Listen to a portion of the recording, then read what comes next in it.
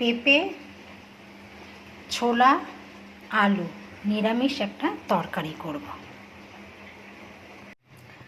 কড়াইতে সর্ষের তেল দিয়েছি, তেজপাতা আর শুকনো লঙ্কা দিয়ে দেব।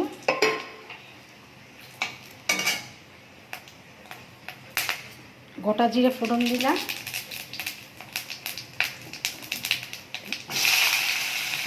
আলু পেঁপে দিয়ে দিচ্ছি।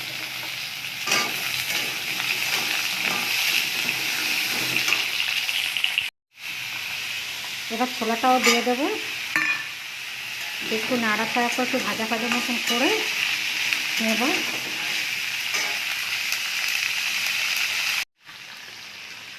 ভাজা ভাজা হয়ে গেছে। এবার হলুদ, লঙ্কা, জিরে, ধনে, নুন, আদা আর টমেটো একসঙ্গে দিয়ে দিলাম, আর একটু কাঁচা লঙ্কা দিয়ে দিলাম।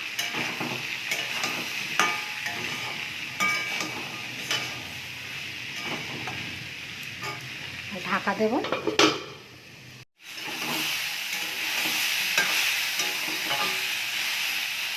ভাজা ভাজা হয়ে গেছে, এবার একটু জল দিলাম।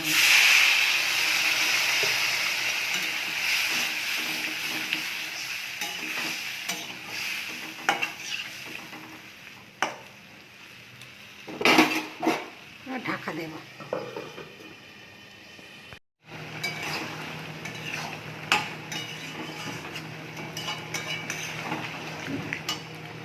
তরকারি হয়ে এসেছে। এবার জিরে ভেজে গুঁড়ো করেছিলাম আর একটু চিনি দিয়ে দিচ্ছি।